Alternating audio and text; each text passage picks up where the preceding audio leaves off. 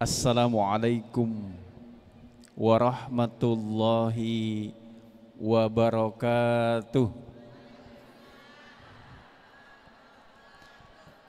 Alhamdulillahilladzi sarrafna bi aqidatin wasatiyatin, aqidati ahlus sunnah wal jamaah. Ashhadu an la ilaha illallah wa ashhadu anna Muhammadan abduhu wa rasuluh.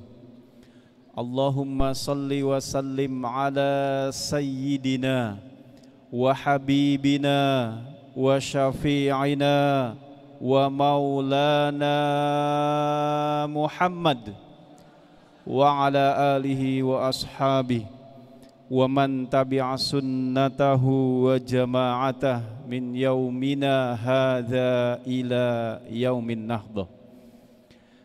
Hadratul ulama'i wal muhtaramin, para alim ulama, para asatidzah, para hujjaj, para bapak, para ibu jamaah majlis Dirosah Aswaja Masjid Raya Kiai Haji Hasyim Asy'ari.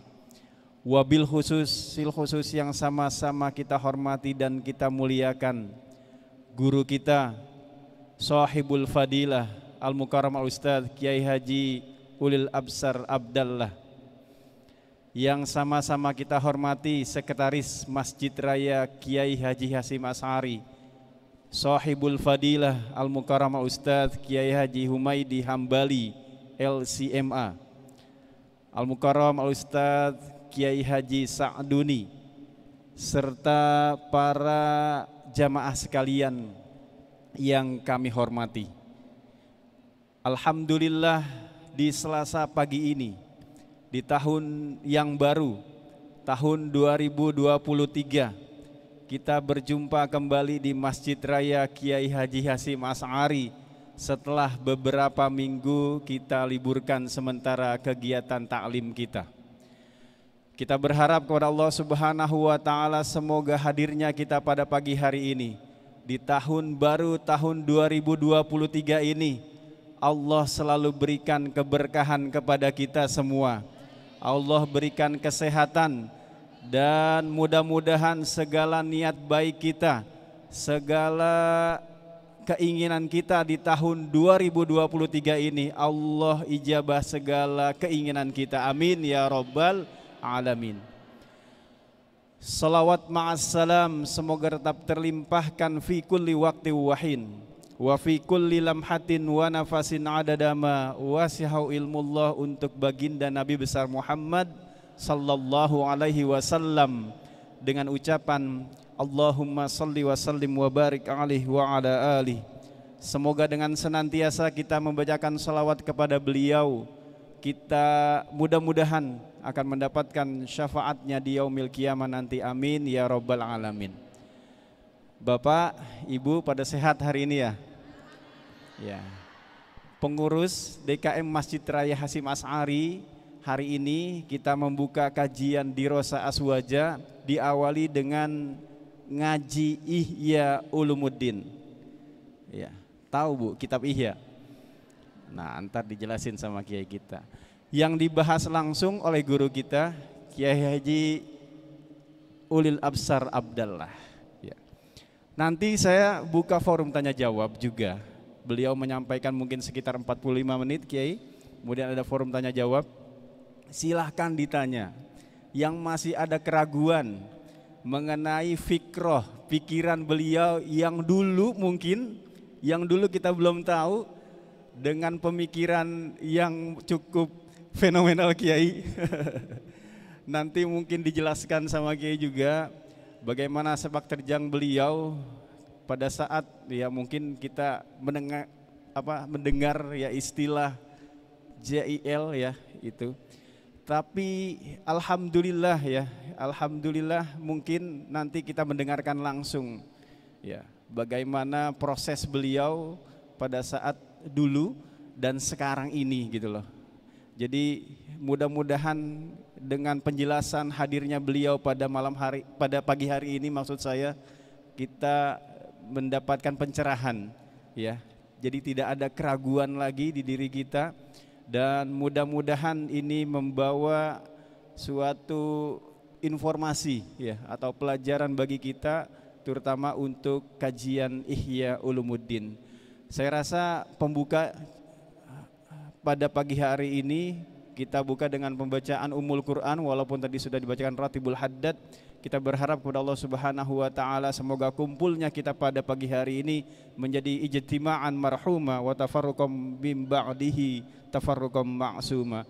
Al-Fatihah bitilkan niyah wa ila hadratin Nabi Muhammadin sallallahu alaihi wasallam. Syai'un lillahi lahumul Fatihah.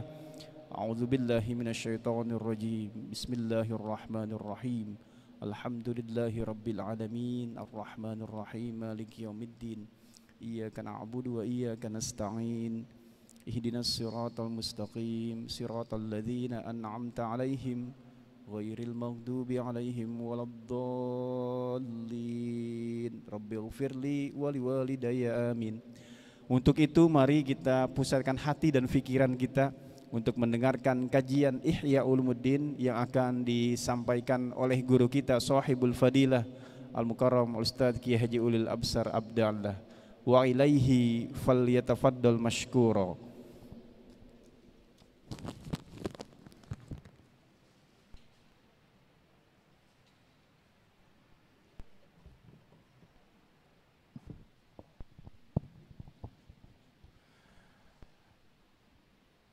Assalamualaikum warahmatullahi wabarakatuh. Bismillahirrahmanirrahim. Alhamdulillahi rabbil alamin. Wassalatu wassalamu ala ashrafil anbiya'i wal mursalin, sayyidina wa habibina wa maulana wa qurrati a'yunina Muhammadin wa ala alihi wa ashabihi wa man tabi'ahum bi ihsanin ila yaumiddin. Rabbi shrah li sadri wa yassir li amri wahlul 'uqdatam min lisani yafqahu qawli. Rabbi zidna ilma warzuqna fahma, amin ya rabbal alamin. Amma ba'd. Yang saya hormati pengurus DKM Masjid Kiai Haji Hashim Asy'ari, Kiai Humaidi, dan para hadirin serta hadirat yang hadir pada majelis pagi hari ini.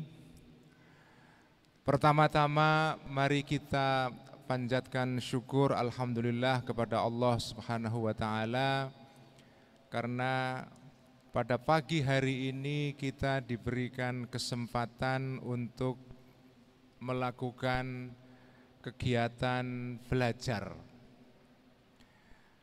Di dalam sebuah hadis disabdakan oleh Kanjeng Nabi Muhammad sallallahu alaihi wasallam, orang yang belajar, orang yang mencari ilmu itu mendapatkan perlindungan dari para malaikat. Di dalam hadis digambarkan malaikat akan melebarkan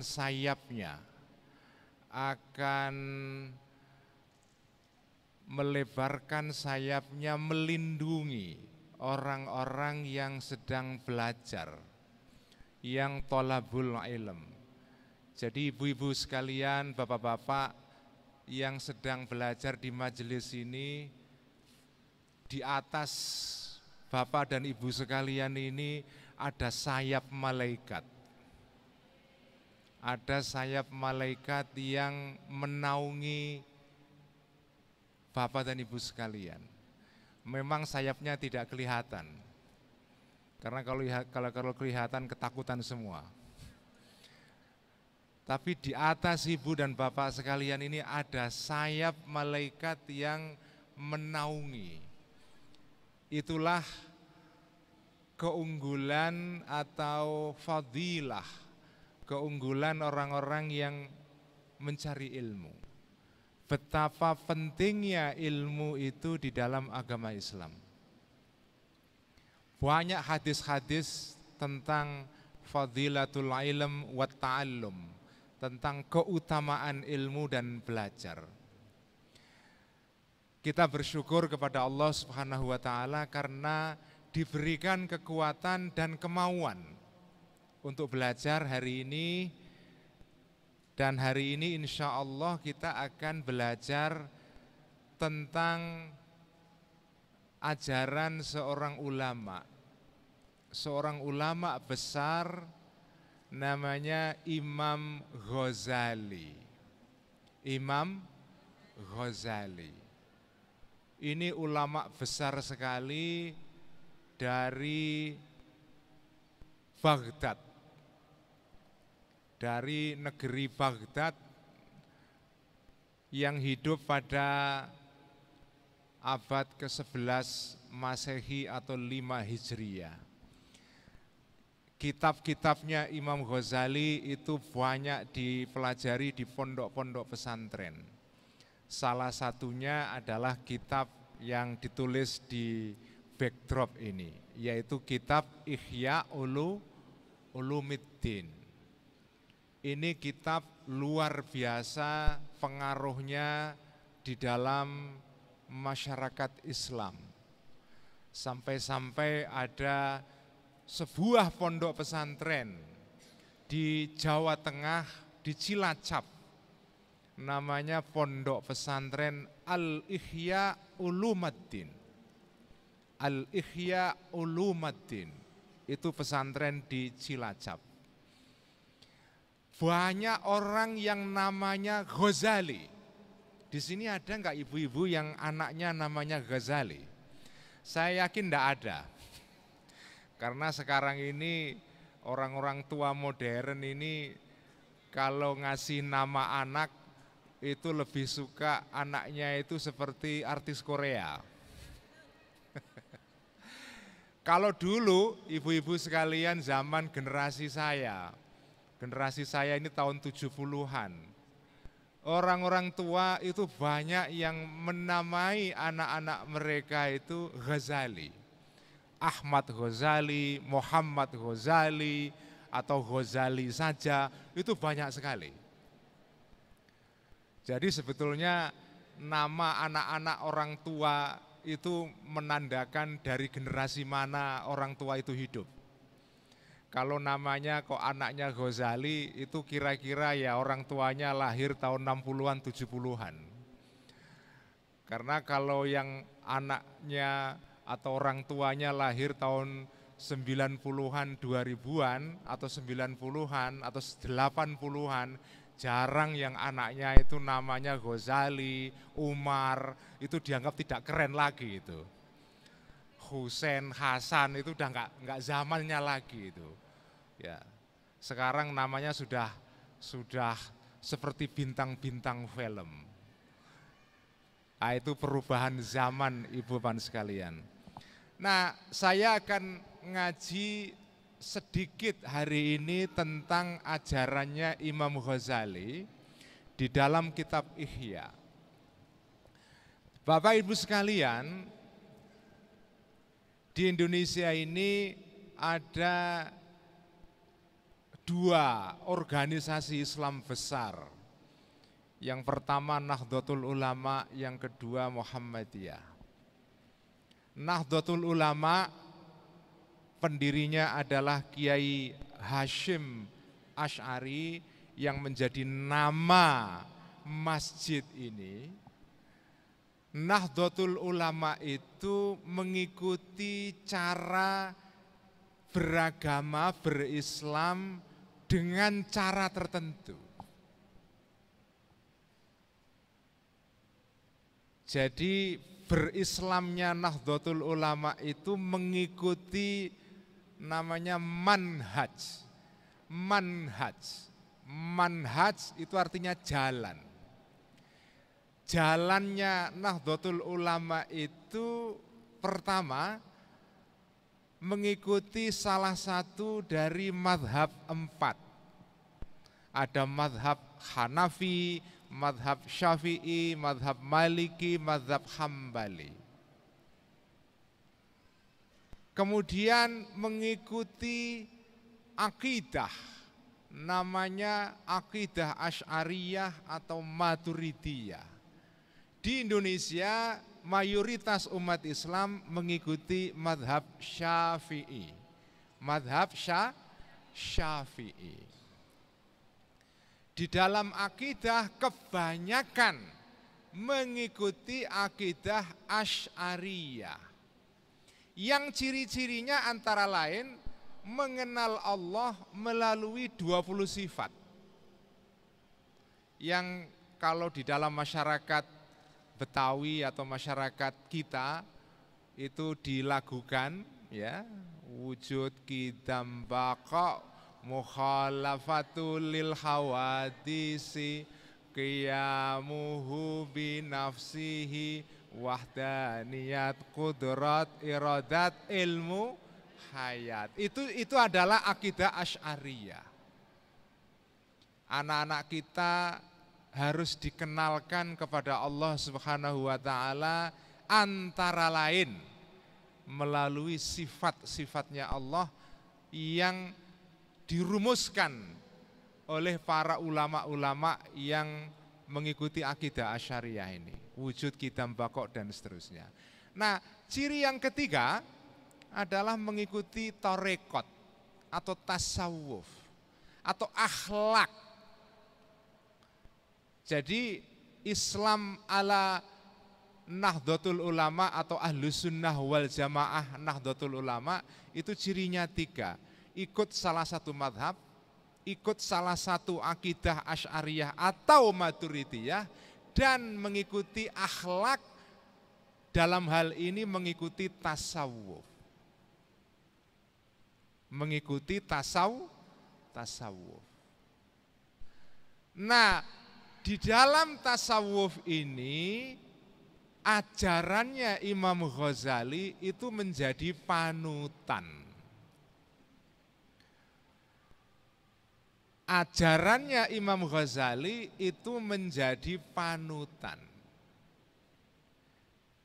Nah, kitabnya Imam Ghazali yang menjadi panutan itu namanya Ihya Ulumiddin. Itu kenapa saya sekarang ini mau ngaji sebentar kitab Ihya. Nah, apakah berislam itu harus mengikuti madhab, harus mengikuti akidah Asy'ariyah, harus mengikuti tarekat dan seterusnya? Tidak harus. Tidak harus. Tetapi berdasarkan sejarah yang panjang, beragama yang sudah terbukti membawa kebahagiaan, membawa kesuksesan, itu mengikuti jalan ini. Tidak harus mengikuti madhab Syafi'i, madhab Hanafi, itu tidak harus. Tetapi ini madhab ini sudah terbukti selama berabad-abad menjadi jalannya para ulama untuk melaksanakan ajaran Nabi Muhammad Sallallahu Alaihi Wasallam. Kalau mengikuti madhab Syafi'i, mengikuti akidah Asy'ariyah, mengikuti Imam Ghazali, itu sama saja dengan mengikuti Nabi Muhammad Sallallahu Alaihi Wasallam. Sama, karena yang ditulis oleh Imam Ghazali dalam kitab yang nanti akan saya bahas, itu semuanya dasarnya adalah ajarannya Kanjeng Nabi, ajaran Quran. Jadi kalau ada yang mengatakan, kamu ikut Kanjeng Nabi atau ikut Imam Ghazali, pilih mana? Itu pertanyaan yang keliru itu. Kamu ikut Imam Syafi'i atau ikut Nabi Muhammad, pilih mana? Itu pertanyaan yang keliru. Sebab mengikuti para ulama ini juga mengikuti Kanjeng Nabi. Juga mengikuti Kanjeng Nabi. Para ibu dan bapak sekalian, Kanjeng Nabi itu pernah bersabda, Sallu kama ra'aitumuni usolli. Sallu kama ra'aitumuni usolli. Salatlah kalian sebagaimana kalian melihat saya, maksudnya saya Nabi Muhammad, salat.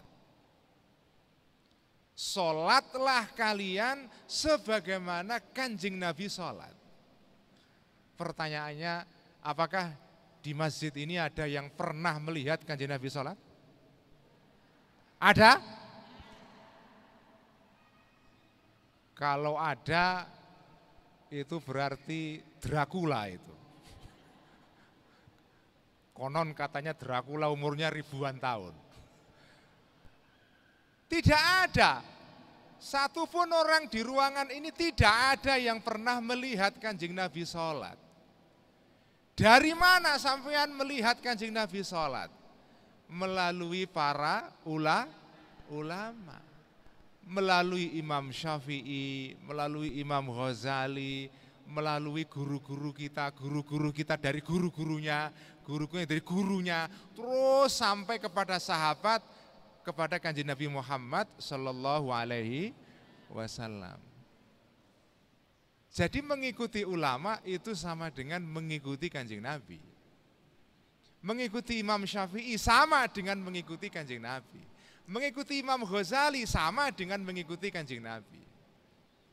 Jadi kalau ada yang bertanya kepada ibu bapak sekalian, kamu milih Imam Ghazali atau milih Kanjeng Nabi? Kamu memilih Imam Syafi'i atau Kanjeng Nabi? Itu pertanyaan yang keliru. Itu tidak benar. Ibu bapak sekalian, mari kita masuk ke kitab Ihya. Hari ini saya mau ngaji sedikit tentang pembahasan dalam kitab Ihya yang agak serem sebetulnya. Siap-siap Bu ya, agak serem. Tapi insya Allah manfaatnya banyak. Yaitu tentang menaklukkan dua syahwat. Di dalam kitab Ihya itu ada ajaran tentang, dalam bahasa Arabnya Bapak Ibu sekalian, namanya kasrus syahwataini. Kasrus syahwataini. Menaklukkan dua syahwat. Bapak Ibu sekalian, ada dua syahwat dalam diri manusia yang kalau tidak ditaklukkan dan dikendalikan, itu bisa merusak kehidupan, bukan saja kehidupan personal, kehidupan pribadi, tapi juga kehidupan masyarakat secara umum. Kalau dua syahwat ini tidak ditaklukkan, namanya kasrus syahwataini, ya, menaklukkan dua syahwat. Apa itu dua syahwat itu? Yang pertama adalah syahwatul batni, syahwatnya perut. Syahwat perut. Ini di sini banyak bapak-bapak yang sudah mulai perutnya apa namanya? Perutnya mulai berkemajuan. Saya juga agak berkemajuan, Bu. Pertama adalah syahwatul batni, syahwat perut. Yang kedua adalah syahwatul farji, syahwatnya farji. Farji itu adalah alat vital. Laki-laki, perempuan itu punya alat vital, dalam bahasa Arab namanya al-farju. Al-farju itu kalau dalam bahasa Arab makna harafiahnya itu lobang. Lobang itu namanya al-farju. Nah, lobang yang satu itu di dalam diri manusia itu kalau tidak dikendalikan itu bahaya sekali. Jadi ada dua syahwat dalam diri manusia yang harus dikendalikan. Syahwatul batni, syahwatul farji. Nah, pertemuan yang sekarang ini saya mau membahas soal syahwatul batni saja. Syahwatul farji nanti kalau saya diundang lagi. Kalau nggak diundang ya nggak saya terangkan. Ini modus ini. Saya sekarang Ibu, Bapak akan menerangkan syahwatul batni. Syahwatnya perut. Ya. Syahwat perut ini salah satu sumber kerusakan kehidupan manusia kalau tidak dikendalikan. Nah, Bapak Ibu sekalian, saya mau bacakan beberapa hadis-hadis yang penting sekali untuk kita pelajari dari kitab Ihya. Saya akan bacakan teks Arabnya karena supaya ibu bapak sekalian mendengarkan sendiri tulisannya Imam Ghazali. Supaya dapat barokah. Supaya dapat barokah. Imam Ghazali mengatakan begini. Fa'a'zamul muhlikati libni adama syahwatul batni. Perkara yang paling merusak manusia, anak cucu Adam, ya, Bani Adam, itu adalah syahwat perut. Muhlikat, itu istilah yang dipakai Imam Ghazali. Muhlikat. Muhlikat itu artinya sesuatu yang merusak manusia. Banyak sekali muhlikat dalam kehidupan manusia. Ini diingat supaya nanti untuk oleh-oleh pulang dari Masjid Hasyim Asy'ari pulang dapat istilah muhlikat. Tapi jangan dipakai untuk nama anak ya, karena maknanya jelek Bu. Nanti ada namanya anaknya Ahmad Muhlikat, nah bahaya itu. Muhlikat itu artinya adalah sesuatu yang merusak manusia, banyak sekali. Kita harus mempelajari tentang muhlikat ini supaya kita terhindar dari muhlikat. Salah satu muhlikat adalah syahwatul batni, syahwat perut. Fabiha ukhrija Adamu wa Hawwa'u min daril qarari ila daril dhulli wal iftiqari. Gara-gara perut yang tidak dikendalikan ini, Nabi Adam dan istrinya yaitu Siti Hawa itu diusir dari surga. Itu perkaranya perkara perut itu.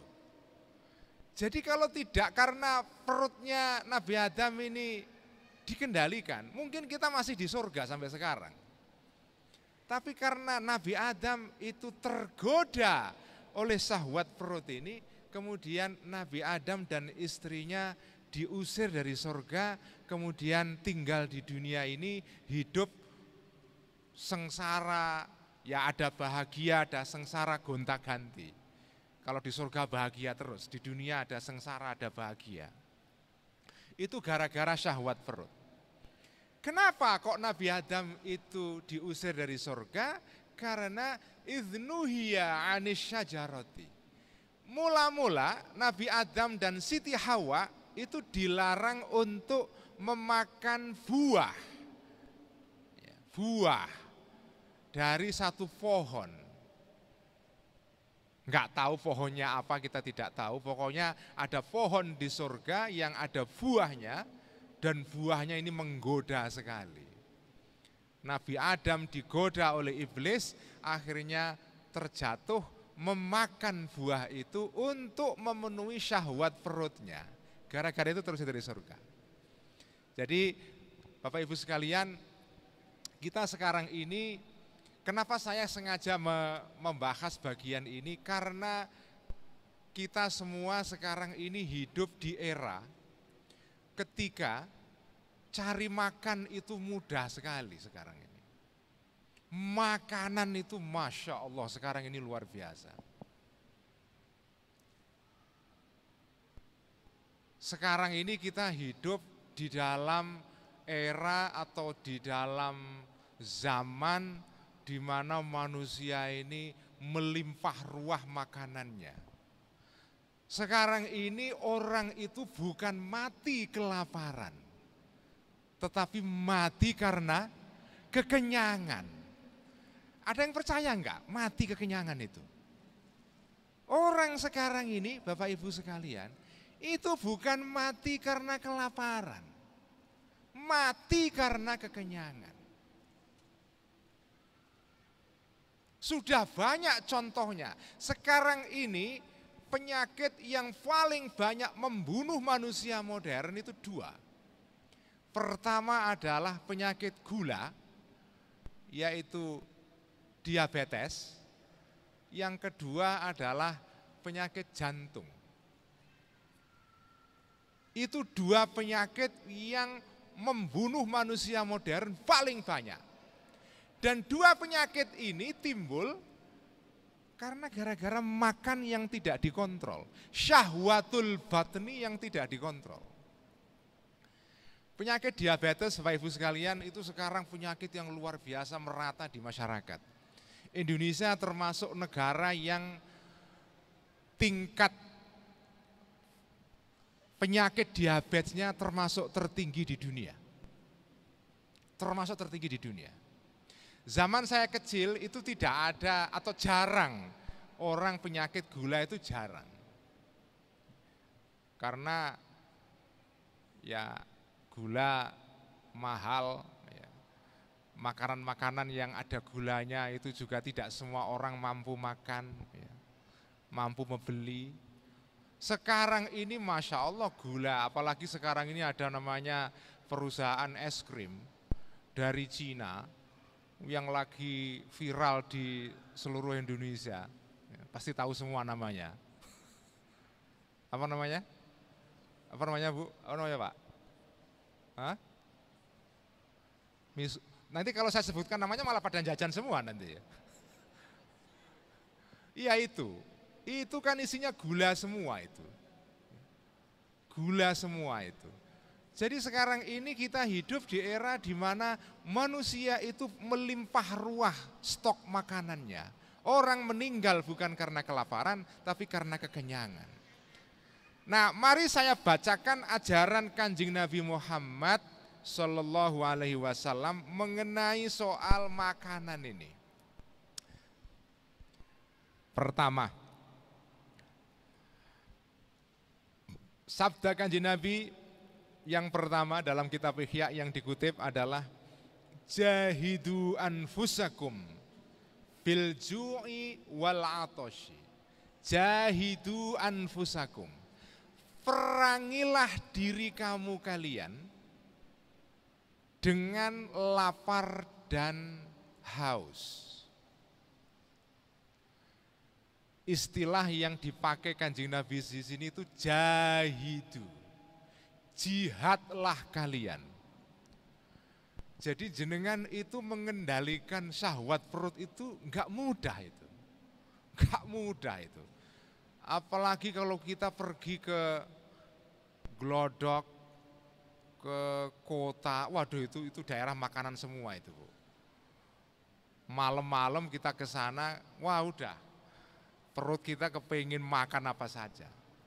Nah itu mengendalikan syahwat perut itu menurut hadis ini itu seperti perang.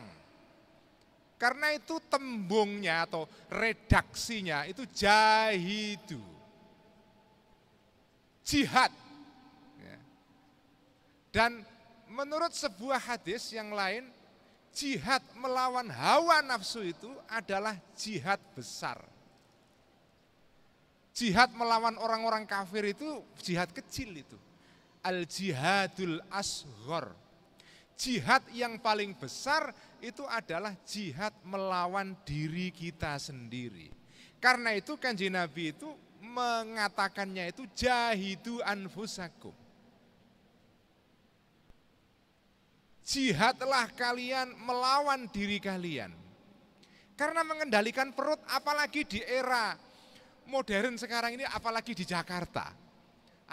Kalau kita tinggal di kampung mungkin agak ringan jihadnya. Tapi di Jakarta itu mengendalikan syahwat perut itu seperti perang, betul-betul seperti perang. Karena itu Kanjeng Nabi mengatakannya itu, mensabdakannya menggunakan istilah jahidu. Jahidu, jihadlah kalian melawan diri kalian bil ju'i wal atosyi, dengan cara lapar dan haus. Fa innal ajra fi dzalika ka ajril mujahidi fi sabilillah. Karena pahala mengendalikan syahwat perut itu seperti jihadnya orang berjihad di jalan Allah, seperti orang perang.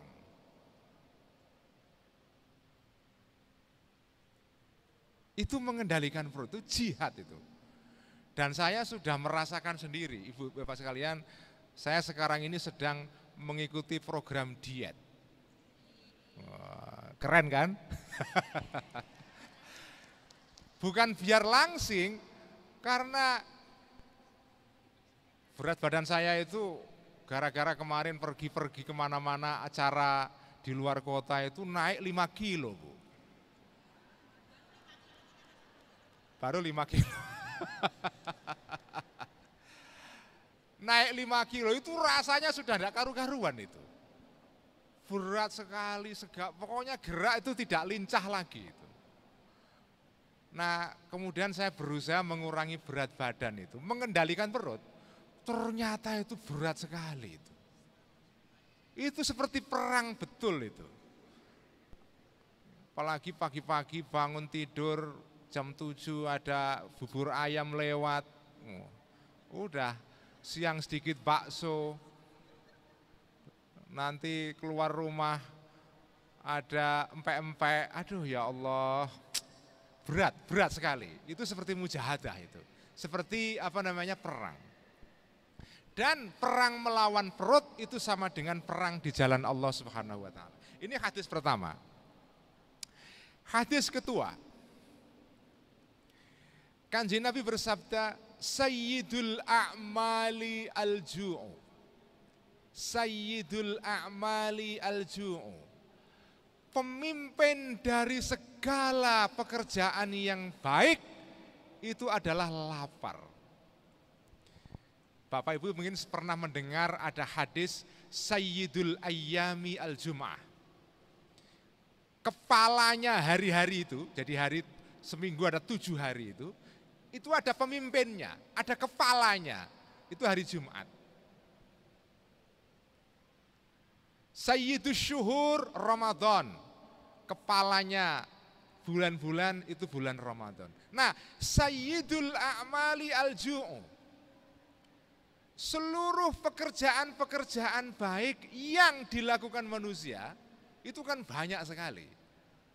Itu ada pemimpinnya, ada CEO-nya, ada direkturnya. Direkturnya itu namanya adalah al-ju', yaitu lapar. Lapar itu adalah direkturnya segala pekerjaan baik yang dilakukan oleh manusia. Artinya apa? Lapar itu pekerjaan baik yang baik sekali. Karena dia pemimpinnya. Pemimpinnya. Wa dhullun nafsi libasus sufi. Wa dhullun nafsi, ini terusannya hadis tadi. Wa dhullun nafsi libasus sufi. Untuk menaklukkan ego kita. Ego itu apa ya? Ego itu merasa hebat, merasa paling keren, merasa paling top. Ego, keakuan, karena manusia itu begitu, manusia itu punya keakuan Ibu sekalian ya. Keakuannya kalau disentuh marah itu. Nah ini keakuan ini juga harus ditaklukkan, kalau enggak juga bisa menimbulkan bahaya. Nah cara menaklukkannya adalah libasus sufi, memakai pakaian yang sederhana.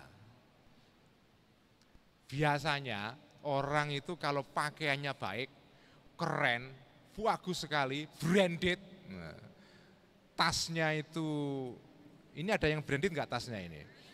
Ini tas Tanah Abang atau Tamrin City atau saya lihat-lihat kok tasnya ibu-ibu ini Tamrin City semua ini. Kalau tasnya itu branded, impor dari mana? Dari Paris. Wah itu pasti gayanya sudah nggak mau ngaji itu. Jalannya lain. Pokoknya kalau tasnya branded, maunya arisan di Pacific Place ya, di hotel-hotel. Nggak mau ngaji. Kalau ngaji tasnya Tamrin City saja cukup. Jadi orang itu pakaian itu membuat seseorang bisa keakuannya itu naik. Nah itu kalau keakuannya nggak dikendalikan itu bahaya. Makanya cara menaklukkan ego menurut ajaran Kanjeng Nabi ini adalah libasus sufi. Pakaian yang sederhana. Kalau makna harafiahnya itu pakai pakaian wool, pakai pakaian dari bulu kambing atau apa namanya, ya itu seperti orang-orang sufi-sufi yang pakai pakaian dari wool tapi yang sederhana. Bukan wool yang jas, yang keren itu bukan. Ya, ini wool artinya apa, pakaian dari bulu tapi bulu yang sederhana.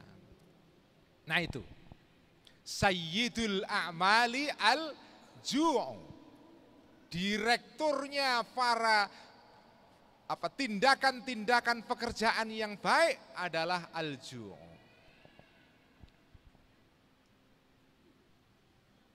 Nah ini hadis yang berikutnya ini penting sekali. Hadis berikutnya, ilbasu wakulu washrabu fi ansofil butuni. Berpakaianlah kalian, makanlah kalian, minumlah kalian fi ansofil butuni, separuh perut saja. Jangan perut ini dipenuhi sampai muntah. Ada loh orang itu yang muntah karena kekenyangan, itu ada itu. Jadi makan dan minum itu separuh perut saja. Alasannya ini yang penting sekali. Fa innahu juz'un minan nubuwah. Karena makan dan minum separuh perut itu adalah bagian dari akhlak kenabian. Atau bahkan bagian dari kenabian. Para nabi-nabi dulu itu, termasuk Kanjeng Nabi Muhammad Sallallahu Alaihi Wasallam, itu kalau makan ya separuh, minum separuh perutnya. Ini jangan diartikan makan separuh perut, minum separuh perut, jadi penuh semua. Oh, bukan begitu maksudnya. Ya, makan dan minum separuh perut. Sisakan ruang di perut kita untuk udara. Ini ilmu sederhana Ibu Bapak sekalian, tapi sekarang ini ilmu yang ini murah meriah, ini gratisan saya kasih, nggak bayar ya. Ini gratisan loh ini. Sekarang ini orang-orang kaya itu sekarang itu kalau mau ikut program diet itu puluhan juta itu. Bener nggak Bu? Puluhan juta ikut fitness. Padahal kan sebetulnya kan intinya sederhana, mengendalikan syahwat perut. Karena sekarang banyak sekali orang yang mengalami masalah kesehatan, masalah badan, fisik, kesehatan itu karena perut ini. Nah, saya tambah satu lagi sebelum nanti saya buka untuk tanya jawab. Ini kata-kata bukan dari Kanjeng Nabi tapi dari seorang ulama besar, namanya Imam Al-Hasan Al-Basri. Ingat-ingat Bu ya, Hasan Basri. Ada yang punya tetangga namanya Hasan Basri? Ada ya. Ini nama terkenal karena Hasan Basri itu nama ulama besar sekali. Hasan Basri. Ini seorang sufi, seorang ahli thariqah, ulama besar sekali, dan banyak dikutip kata-kata bijaknya, kata-kata mutiaranya dalam kitab-kitab. banyak sekali. Hasan Basri. Moga-moga nanti ada yang kalau masih punya anak, ya, ada yang menamai anaknya Hasan Basri. Ini nama luar biasa. Ya. Sekali-kali namanya jangan Korea Bu ya, namanya ulama-ulama Al-Ghazali, Hasan Basri. Ya. Ini kata-kata Imam Hasan Basri. Afdalukum indallahi manzilatan yaumal qiyamati atwalukum ju'an wa tafakkuran fillahi subhanahu. Afdalukum, orang yang paling mulia di antara kalian wahai orang-orang yang beriman, ya. Indallahi, menurut Allah, bukan menurut manusia. Menurut Allah subhanahu wa ta'ala, afdalukum indallahi manzilatan, orang yang paling mulia derajatnya, tingkatannya menurut Allah yaumal kiamati, di hari kiamat nanti, adalah atwalukum ju'an, orang yang paling lama laparnya. Orang yang paling lama laparnya. Wa afghadukum indallahi azza wa jalla, orang yang paling tidak disukai oleh Allah. Kalau pakai bahasa anak-anak muda sekarang yang suka main medsos, ini di sini ada yang punya Facebook? Ada ya. Itu kalau pakai bahasa Facebook ibu-ibu sekalian, abghadukum itu orang yang paling tidak di-like oleh Allah Subhanahu wa taala nanti di hari kiamat. Itu kalau bahasa Facebooknya sekarang. Orang yang paling tidak di-like oleh Allah Subhanahu wa taala, enggak dijempoli ini loh. Ya. Ini like ini kan begini kan, jempol ini. Itu adalah kulluna umin, orang yang paling banyak tidurnya, akulin. Karena apa dia banyak tidur? Karena banyak makan. Wasyarubin, dan banyak minumnya. Itu yang Allah paling enggak suka, sebel itu. Kalau Allah lihat orang nanti di hari kiamat kok gendut sekali, itu enggak, ini bukan soal gendut ini ya. Ini bukan soal gendut. Orang yang banyak makannya dan minumnya dan tidurnya itu orang yang tidak disukai oleh Allah Subhanahu wa taala nanti di hari kiamat.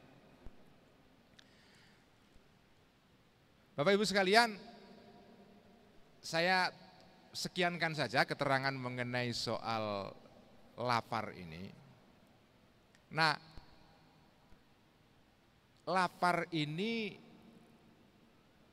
itu jalannya para ulama, para wali-wali dimanapun. Jalan orang menjadi wali-wali itu, ya, menjadi kekasihnya Allah Subhanahu wa taala. Wali itu kekasihnya Allah. Itu adalah lapar. Jadi lapar itu memang itu jalan yang luar biasa. Nabi-nabi itu menjalani jalan ini, para ulama, para aulia, wali-wali Allah itu juga melaksanakan ini. Lapar sebagai jalan bertakarrub atau mendekat kepada Allah Subhanahu wa taala. Nah, sekarang pertanyaannya, ini untuk ngapa ngaji kayak begini, ini untuk apa? Apakah artinya orang Islam itu harus lapar semua, miskin semua? Karena saya pernah ditanya begitu, ini kitab Ihya ini maunya apa? Wong sekarang ini kita sedang meningkatkan gizi bangsa Indonesia, mengatasi stunting, lah kok ini malah disuruh lapar. Ini gimana? Maksudnya apa ini Imam Ghazali ini? Nah, ini pertanyaan penting sekali. Ibu bapak sekalian, Kanjeng Nabi Muhammad SAW itu kalau mau kaya itu bisa. Tapi beliau memilih miskin. Kalau beliau mau kenyang itu bisa, tapi memilih lapar. Jadi lapar yang dimaksudkan di sini itu adalah lapar sebagai pilihan sadar untuk menjadi ibadah, bertakarrub, mendekat kepada Allah Subhanahu wa taala. Kita tidak berbicara mengenai lapar sebagai gejala kemiskinan, itu tidak. Tidak. Karena kalau lapar karena kemiskinan itu ada hadisnya sendiri. Kanjeng Nabi tidak suka umatnya itu lapar karena miskin, tidak suka. Kita di sini berbicara mengenai lapar sebagai pilihan. Gitu nggih? Ini kok kayak di Jawa saya pakai nggih kala ini. Jadi ini bukan lapar karena kemiskinan. Karena kalau lapar karena kemiskinan itu harus diatasi oleh umat Islam. Umat Islam tidak boleh lapar karena kemiskinan. Kanjeng Nabi bersabda, kadal fakru an yakuna kufron. Orang yang miskin itu bisa terjatuh kepada kekafiran. Karena itu jangan jatuh miskin orang Islam itu. Tetapi orang Islam itu bisa memilih secara sadar sengaja lapar. Padahal dia sebetulnya kalau kenyang bisa. Sengaja memilih miskin, padahal kalau kaya bisa. Itu yang dinilai oleh Allah Subhanahu wa Ta'ala. Bukan jenengan lapar karena miskin, kalau itu tidak dinilai itu. Itu ya karena kesalahan ngurus gizi masyarakat saja. Allah tidak menginginkan itu. Allah itu yang diinginkan adalah Anda bisa kenyang tapi milih lapar. Bisa kaya tapi milih menjadi miskin, kemudian menyedekahkan hartanya untuk orang lain. Itu yang dimaksudkan dalam ajaran ini. Karena seringkali ada orang menyalahpahami Imam Ghazali itu ngajak umat Islam menjadi kere massal. Lapar bareng-bareng, itu keliru, itu bukan itu maksudnya. Maksudnya itu adalah jenengan meneladani Kanjeng Nabi. Kanjeng Nabi itu kalau mau kenyang bisa, tapi pilih lapar. Artinya apa? Mengendalikan nafsu. Karena kalau lapar karena kemiskinan itu bukan mengendalikan nafsu. Karena ada orang itu yang kere, miskin, lapar, tetapi kecintaannya kepada harta melebihi orang kaya. Dia kere, tapi itu kalau sholat isinya uang semua apa kepalanya itu. Ya, mikirnya dunia, uang, padahal kere dia. Sementara ada orang yang kaya malah tenang ketika sholat khusyuk. Karena sudah selesai dengan dunia. Jadi ini bukan soal miskin karena kemiskinan, tapi miskin sebagai pilihan. Seperti dilakukan oleh Kanjeng Nabi Muhammad SAW. Itu yang mau saya bagikan hari ini tentang syahwatul batni.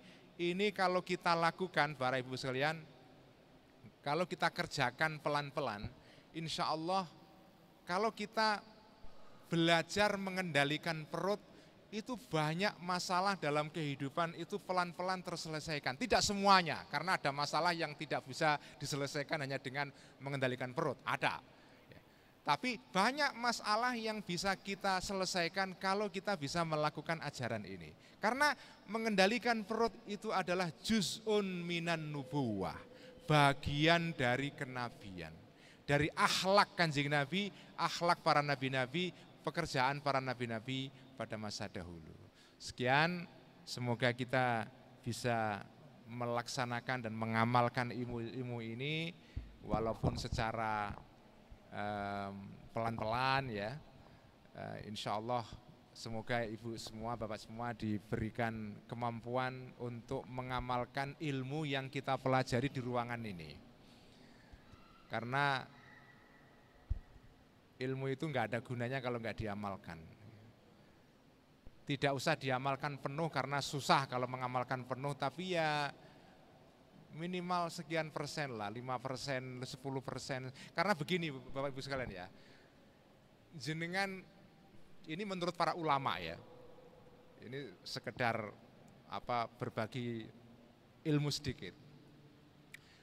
Menurut ajaran para ulama itu, kalau Anda belajar mendengar pelajaran tentang kebaikan, itu minimal yang jenengan lakukan, yang bisa dilakukan pertama adalah niat untuk melaksanakan ilmu itu. Jadi misalnya ini menurut para ulama-ulama, kalau waktu sholat tiba, azan zuhur, itu sebaiknya kita itu diutamakan ya, dalam hati itu sudah niat saya akan sholat zuhur. Nanti sholatnya langsung atau nanti karena sibuk ada pekerjaan misalnya nunggu sebentar, enggak apa-apa. Tapi begitu waktu sholat masuk, jenengan sudah punya niat akan melaksanakan sholat. Begitu juga ketika jenengan belajar, ngaji seperti hari ini di Masjid Hasyim Asy'ari, mendengar ajaran kebaikan dari ustadz manapun, minimal yang sampean lakukan pertama kali adalah saya niat kepingin melaksanakan ilmu ini. Soal nanti bisa melaksanakan 100% atau hanya 70% atau bahkan kurang dari, atau hanya 5% saja, itu tidak soal. Karena niatnya itu sendiri sudah ada pahalanya. Niatnya itu sendiri itu sudah berpahala. Tapi ya jangan terus, ya sudah kalau gitu saya niat sajalah. Enggak usah saya amalkan, ya jangan begitu. Tapi minimal itu diniati dulu. Jadi ini setelah ngaji mendapatkan ilmu dari Imam Ghazali, niatkan saya kepingin melaksanakan ilmu ini entah kapan, besok, lusa, minggu depan, bulan depan, enggak masalah. Minimal diet. Enggak usah bayar Bu, gratis ini. Gratis. Ilmu dari Kanjeng Nabi bukan dari trainer ini. Dari kanjeng, trainernya langsung Kanjeng Nabi Muhammad SAW. Terima kasih. Wallahul muwaffiq ila aqwamit thoriq. Billahi taufiq wal hidayah. Assalamualaikum warahmatullahi wabarakatuh.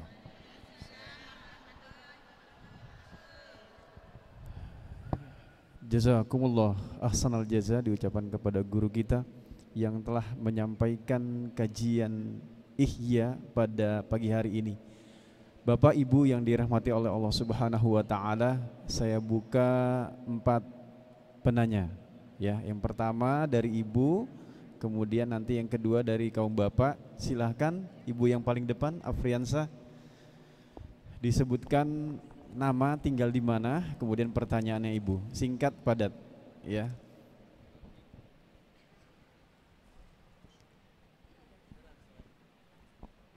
Assalamualaikum warahmatullahi wabarakatuh. Waalaikumsalam. Nama saya Husnul Khotimah, saya dari Ketapang.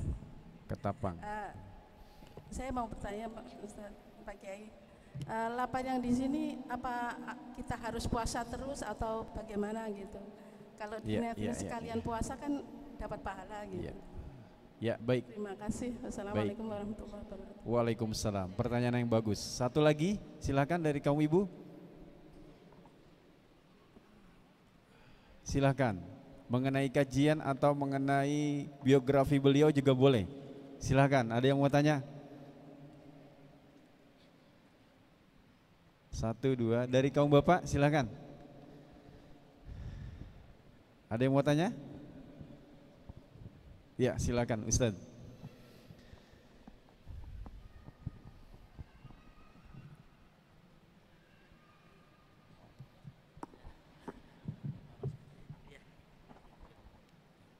Assalamualaikum warahmatullahi wabarakatuh.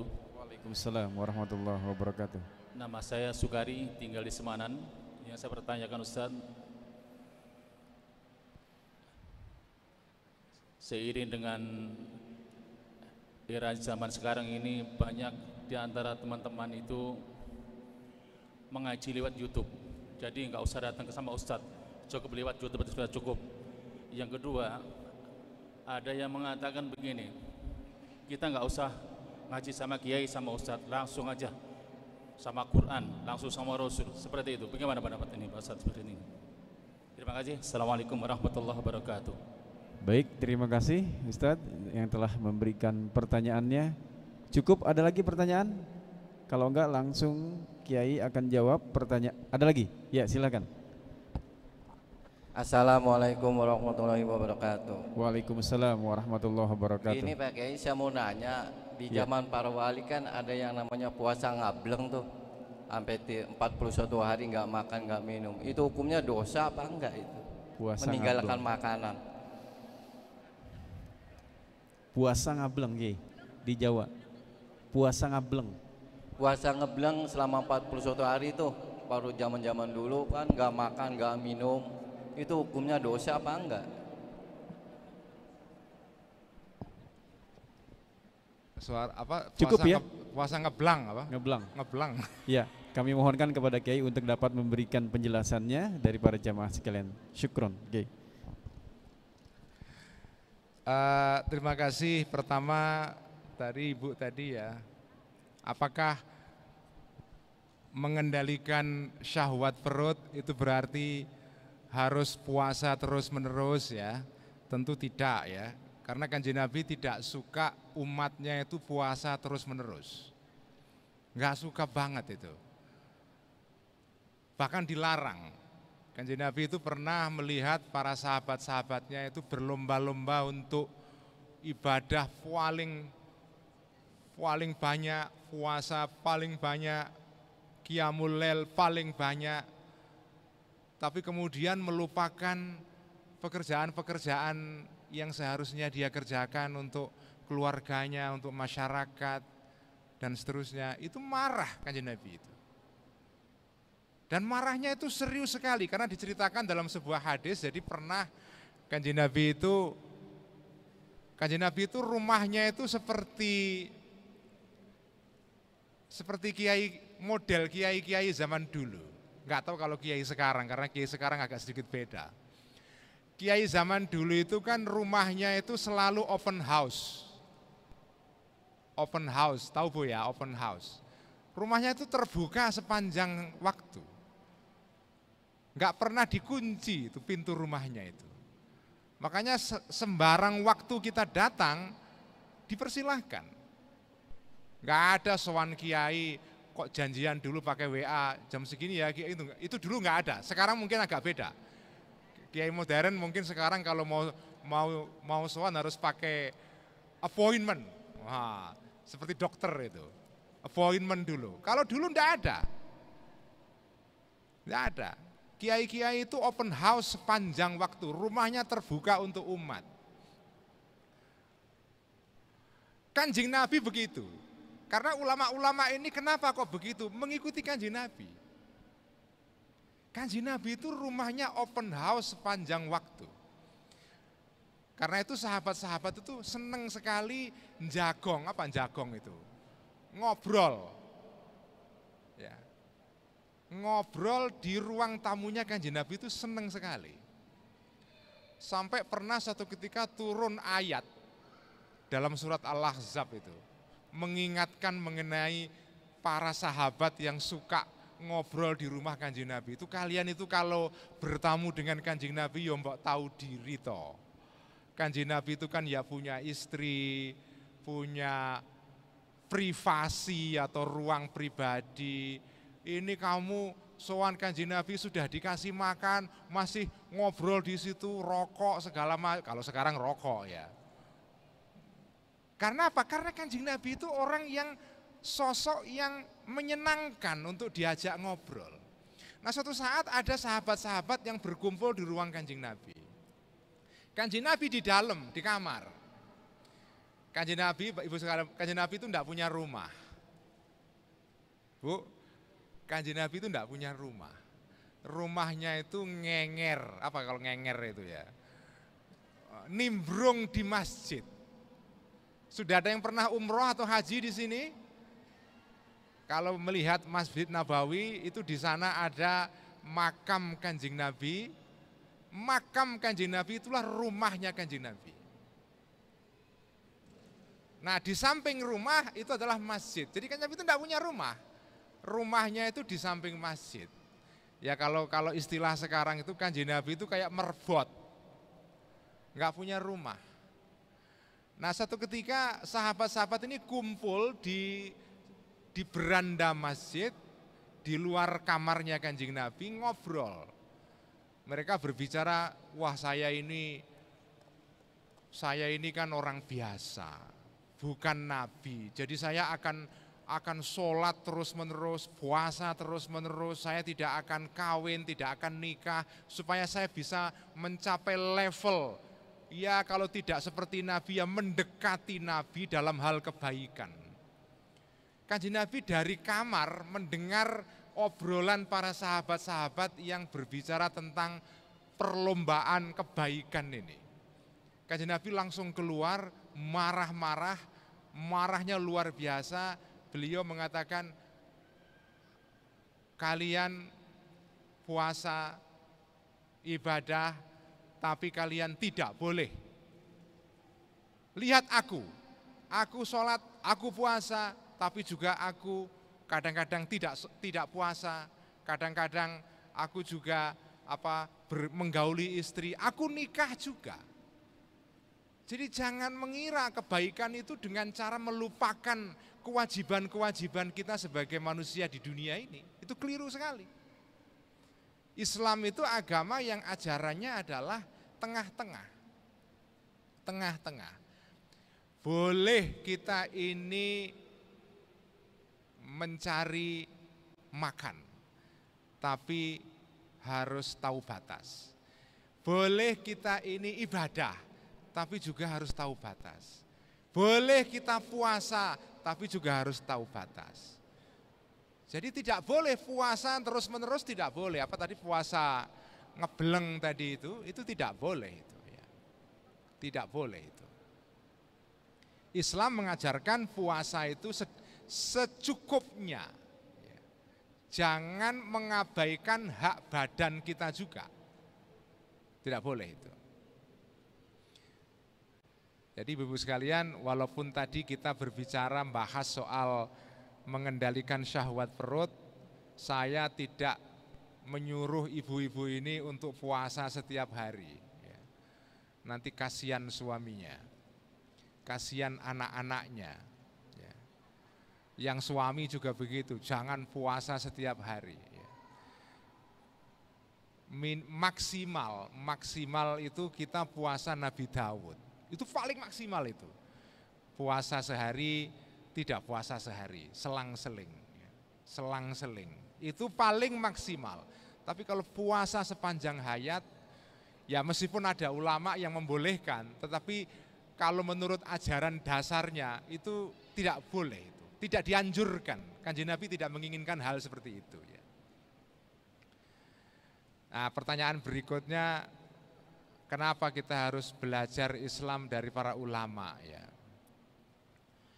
Ya alasannya itu sederhana saja. Jenengan kan tidak bisa belajar ilmu apapun tanpa panduan seorang guru. Anda ingin menjadi seorang dokter kan ya harus belajar dari dokter.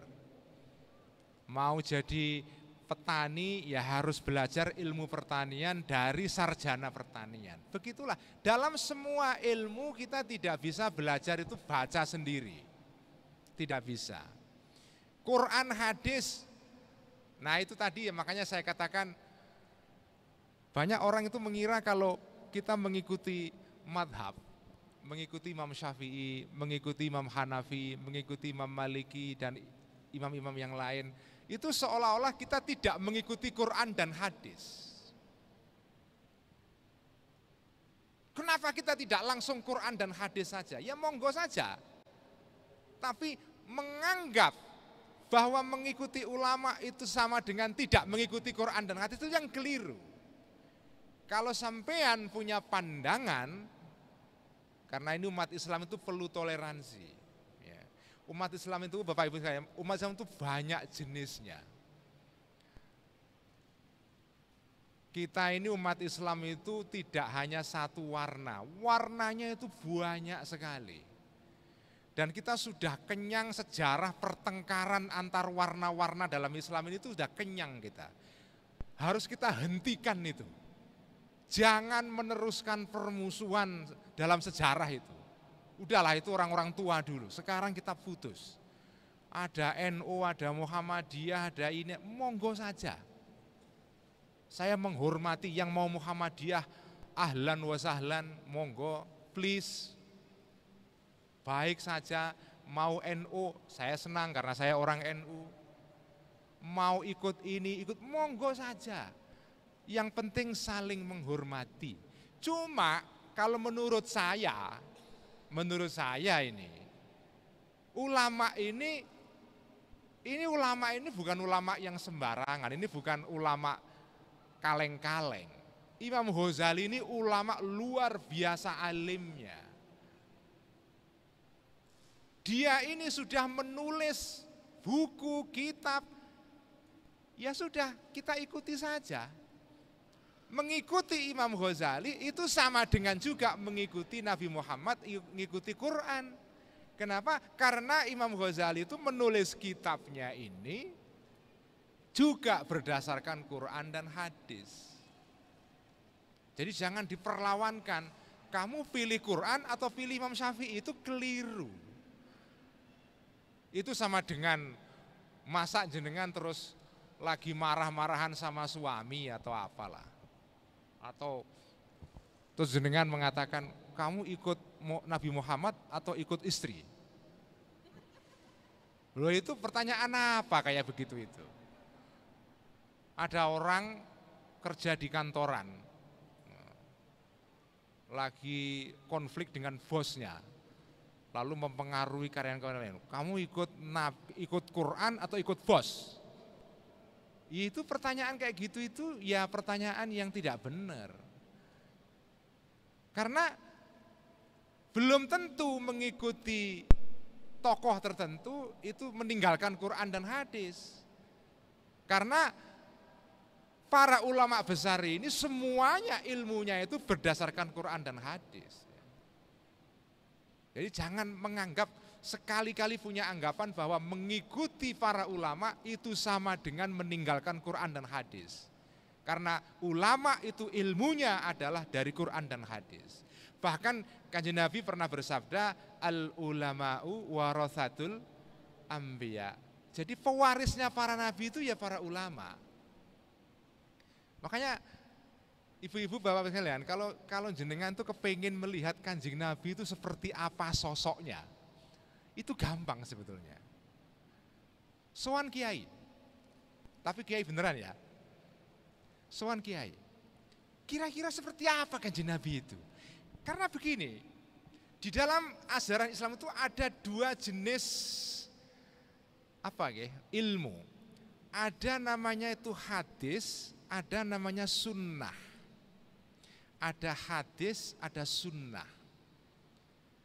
Hadis dan sunnah. Hadis itu adalah catatan mengenai ucapan, tindakan Kanjeng Nabi. Ucapan ini dicatat dalam kitab.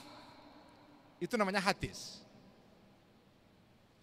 Nah, kalau sunnah itu beda. Sunnah itu adalah teladan. Teladan. Nah, teladan itu seperti apa? Teladan itu gini contohnya. Contohnya, ibu bapak ini kalau misalnya, ini ada enggak yang pernah mengalami eranya Kiai Abdullah Syafi'i? Ulama besar Betawi, ya. Kiai Abdullah Syafi'i yang sekarang punya warisan pondok pesantren atau Asy-Syafi'iyah di Jatiwaringin, ya. Kalau jenengan kepingin, kan mungkin di sini sudah nggak ada lagi yang pernah hidup sezaman dengan Kiai Abdullah Syafi'i. Kalau sampean kepingin mengetahui sedikit tentang kehidupannya Kiai Abdullah Syafi'i, itu salah satu caranya bagaimana? Salah satu caranya adalah lihatlah murid-muridnya. Seperti apa murid-muridnya itu dalam hidupnya itu seperti apa? Misalnya, karena gini, santri-santri, murid-murid itu kalau berkumpul dengan kiai dalam waktu yang lama, itu terpapar, ketularan kebiasaan kiainya itu. Cara makannya, cara bicaranya, cara jalannya, itu ikut semua itu. Nah, kalau sampean kepingin mengetahui tokoh tertentu, tapi tidak pernah melihat karena tidak sezaman, itu caranya adalah lihat perilaku murid-muridnya. Itu namanya sunnah. Jadi kalau sampean kepingin mengetahui bagaimana Kanjeng Nabi dulu itu bertindak, lihatlah perilaku orang-orang di sekitarnya. Orang-orang di sekitarnya kemudian menceritakan itu kepada orang setelahnya. Yang setelahnya, ke setelahnya lagi, terus sampai ke sekarang. Itu namanya sunnah. Itu beda dengan hadis. Karena kalau hadis itu belum tentu sunnah. Sunnah itu punya nilai yang besar sekali. Nah, sampean itu tidak bisa mengetahui Kanjeng Nabi karena tidak sezaman. Bisa mengetahui, melihat melalui para ulama ini, karena ulama itu ilmunya itu kayak tadi itu bergenerasi-generasi, jadi ditularkan dari satu generasi ke berikutnya. Makanya saya itu kadang-kadang, ini mohon maaf kalau mungkin ada yang tersinggung ya. Sekarang ini, tapi ini sekali lagi saya tidak berarti mencerca atau apa. Monggo saja kalau ada yang mau mengikuti apa yang mau saya katakan ini. Ada sebagian orang di akhir zaman membaca hadis begitu saja, lalu menyimpulkan bahwa Kanjeng Nabi itu sholatnya begini. Karena sekarang ini ada praktek-praktek orang yang anak-anak muda lah ya, yang sholatnya agak sedikit aneh. Ya monggo saja, saya hormati. Tapi pertanyaan saya adalah, bagaimana kamu bisa menyimpulkan hanya dari membaca hadis saja bahwa Kanjeng Nabi itu sholatnya seperti ini? Wong kamu tidak pernah lihat. Hanya berdasarkan bacaan saja. Kalau menurut saya, cara sholat yang lebih sahih itu adalah kita belajar dari guru. Guru dari guru, terus sampai kepada para tabi'in, tabi'ut tabi'in, para sahabat, langsung kepada Kanjeng Nabi. Karena sholat itu diajarkan melalui sunnah seperti ini. Dan sunnah ini diwariskan melalui para ulama. Itu arti pentingnya ulama itu di situ. Jenengan tidak bisa membayangkan Kanjeng Nabi seperti apa kecuali melalui ulama. Karena ulama itu adalah warathatul anbiya. Makanya saya itu kalau sowan kepada kiai-kiai pada ulama itu langsung saya berpikir, kayaknya Kanjeng Nabi dulu itu kok begini ya. Kalau ada kiai-kiai itu rumahnya open house panjang waktu, itu langsung saya berpikir, ini dulu Kanjeng Nabi juga begini. Jadi kalau sampean itu kepingin membayangkan Kanjeng Nabi itu sudah lihat ulama saja. Gampang sekali itu. Saya kemarin, tahun ini saya haji.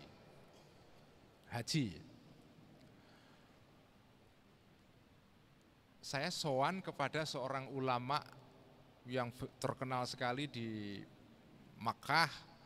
Di Makkah itu ada seorang ulama besar namanya Syed Muhammad Alwi Al-Maliki. Sudah meninggal beliau, punya anak namanya Syed Ahmad. Syed Ahmad ibn Muhammad ibn Alwi ibn Abbas Al-Maliki. Ini seorang ulama besar, masih muda karena ini putranya Syed Muhammad. Saya sowan ke sana. Kebetulan saya sowan itu menjelang maghrib. Lalu maghrib kita jamaah di rumahnya Syed Ahmad ini. Waktu jamaah saya agak kaget. Karena yang imami langsung Syed Ahmad. Rakaat pertama, kaget saya adalah rakaat pertama setelah baca Al-Fatihah, beliau membaca Qul huwallahu ahad, Allahu samad, lam yalid wa lam yulad. Aneh kan? Wah. Ya tapi saya seneng karena sholatnya cepat kan. Karena saya lebih suka sholat cepat daripada lama-lama. Rakaat kedua, beliau membaca wal asri innal insana lafi khusrin. Wah, saya lebih senang lagi, saya lebih cepat lagi itu. Belum selesai Fatihah sudah rukuk itu. Tapi saya bertanya, ini kok aneh ya, ulama besar kok sholatnya kok cepat sekali. Apakah ini kesenangan beliau sendiri atau bagaimana? Tapi saya berkesimpulan, tidak mungkin Sayyid Ahmad melakukan begini kalau tidak ada contoh dari ayahnya. Ayahnya dari ayahnya, ayahnya dari ayahnya. Terus sampai kepada para tabi'ut, tabi'in, sahabat dan kanjeng Nabi. Apa kesimpulan saya adalah ini sunnah ini. Jadi kanjeng Nabi itu nek ngimami sholat kok ada tamu. Itu jangan lama-lama. Jangan kalau ada tamu malah pamer ayat panjang-panjang. Sekarang ini ada gejala imam itu karena baru selesai ngafal Al-Quran terus pamer ngimami panjang sekali. Itu tidak boleh itu. Jadi ini saya yakin yang dilakukan Sayyid Ahmad ini karena beliau ulama beneran.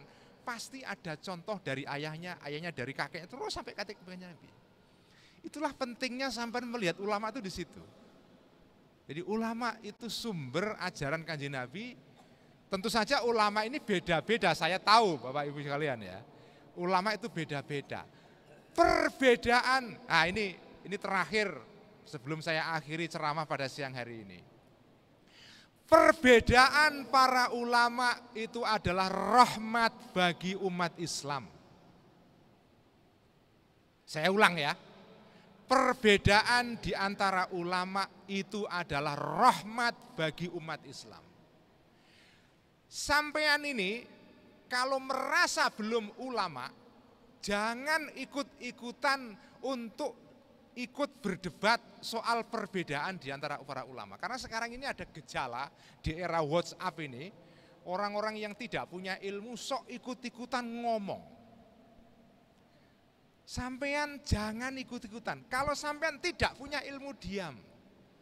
Ulama itu berbeda pendapat keras sekali karena ada ilmunya. Tapi kita orang awam tidak boleh ikut campur.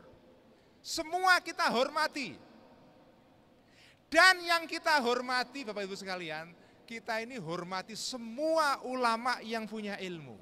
Jangan seperti sebagian orang sekarang ini. Kalau ulama golongannya dihormati, kalau ulama golongan lain dinista-nista, dibully, jangan. Saya enggak setuju. Jangan. Ada ulama yang mengatakan, ini mungkin malah hadis ini, luhumul ulama sumumun. Dagingnya ulama itu seperti racun. Artinya apa? Enggak boleh sampean sentuh itu. Bahaya itu. Mungkin sampean tidak setuju dengan ulama A, B, dan C, enggak apa-apa. Karena sampean punya panutan ulama yang lain, tidak masalah. Tapi sampean tidak boleh mencerca, tidak boleh menghina ulama yang bukan panutan sampean. Karena luhumul ulama sumum. Dagingnya ulama itu adalah racun. Kecuali sampean punya penawar racun ya. Tapi sampean harus jadi ulama dulu. Kalau sampean orang awam enggak bisa. Jadi ibu sekalian pesan saya ya, hormati ulama. Tetapi menghormati ulama tidak berarti kita harus mengikuti pendapatnya. Tidak. Tidak harus juga mengikuti pilihan politiknya, juga tidak. Kita bisa punya pendapat sendiri, kita bisa punya pilihan sendiri, tetapi tetap kita hormati. Karena dia adalah bagaimanapun al-ulama warathatul anbiya, dan perbedaan di antara ulama adalah rahmatun minallah, adalah kasih sayangnya Allah. Allah itu salah satu bentuk kasih sayangnya kepada umatnya, kepada hambanya adalah diberikan ulama yang berbeda-beda pendapat. Karena kalau ulama itu satu pendapat, repot kita. Wah, repot itu. Semua ulama satu pendapat, gimana? Padahal hidup ini dinamis sekali, repot. Justru perbedaan ulama ini menyelamatkan umat Islam dari kesulitan, dari masyaqqah. Jadi jangan menganggap perbedaan di antara para ulama kok beda-beda. Katanya Qur'annya satu, nabinya satu. Loh betul. Betul, nabinya satu, Qur'annya satu. Tapi Kanjeng Nabi itu pernah ada satu hadis mengatakan begini ya. Kanjeng Nabi itu rumahnya kan nggak ada keramiknya. Rumah keramik itu bid'ah itu. Itu zaman sekarang. Zaman Kanjeng Nabi itu rumah nggak ada keramiknya, tanah saja. Suatu ketika Kanjeng Nabi itu nggambar garis begini. Garis itu. Ini garis lurus ini adalah agama saya. Nah, di samping kiri kanannya garis lurus ini Kanjeng Nabi mencoret-coret garis-garis. Nah, garis-garis di luar garis lurus ini itu adalah bukan jalanku. Jalanku adalah jalan yang lurus ini. Nah, cuma jalan yang lurus ini itu isinya banyak, tidak satu saja. Di dalam jalan yang satu ini ada mazhab Hanafi, ada mazhab Maliki, ada mazhab Syafi'i, ada mazhab Hambali, ada Imam Ghazali, ada imam itu, ada imam ini, semua berbeda pendapat, tapi di dalam garis yang satu ini. Gak usah khawatir. Jadi perbedaan di antara para ulama itu adalah rahmat dari Allah Subhanahu wa taala. Sekian, mohon maaf jika ada kekurangan dan kekhilafan. Wallahul muwaffiq ila aqwamit thoriq. Wassalamualaikum warahmatullahi wabarakatuh. Jazakumullah ahsanal jaza diucapkan kepada Mukarram Ki Haji Ulil Absar Abdallah yang telah memberikan kajian Ihya Ulumuddin pada pagi hari ini ya, untuk pembukaan kita, yaitu kajian di Rosa Aswaja selanjutnya.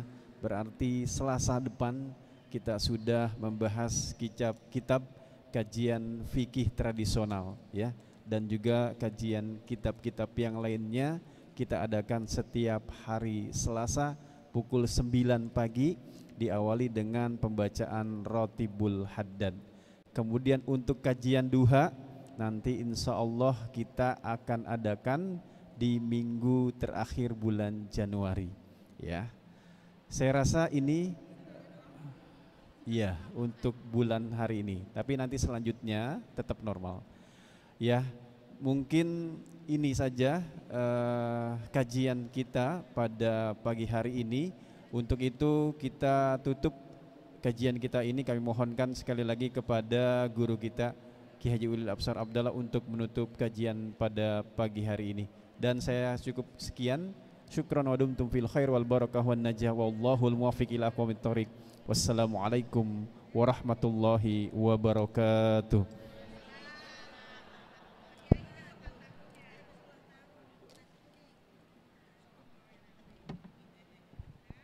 Al-Fatihah. A'udzu billahi minasyaitonir rajim. Bismillahirrahmanirrahim. Alhamdulillahirabbil alamin arrahmanir rahim maliki yaumiddin. Iyyaka na'budu wa iyyaka nasta'in. Ihdinas siratal mustaqim siratal ladzina an'amta 'alaihim ghairil maghdubi 'alaihim waladdallin. Bismillahirrahmanirrahim. Alhamdulillahirabbil alamin hamdan na'iman hamdan syakirin hamdan yuwafi ni'amahu wa yukafi mazidah. Ya rabbana lakal hamdu kama yanbaghi li jalali wajhikal karim wa 'azimi sultanik. Allahumma salli wa sallim ala sayyidina Muhammadin salatan wa salaman tunjina bihima min jamil ahwali wal afat wa taqdirana bihima jami'al hajat wa tutahhiruna bihima min jami'i sayyi'at wa tarfa'una bihima indaka ala darajat wa tuballighuna bihima aqsal ghayat min jamil khairati fil hayati wa ba'dal mamat. Allahumma rabbana zalamna anfusana wa illam taghfir lana wa tarhamna lanakunanna minal khasirin faghfir lana warhamna ya rahman ya rahim. Allahumma ighfir lana wa liwalidina warhamhum kama rabbawna shighara. Allahumma la tada' lana fi majlisina hadha dhanban illa ghafartah wa la hamman illa farajtah wa la 'aiban illa satartah wa la maridan illa syafaitah wa la jahilan illa 'allamtah ya Allah wa la saghiran illa rabbaitah wa la hajatan min hawaijid dunya wal akhirati illa qadaitaha wa yassartaha ya arhamar rahimin.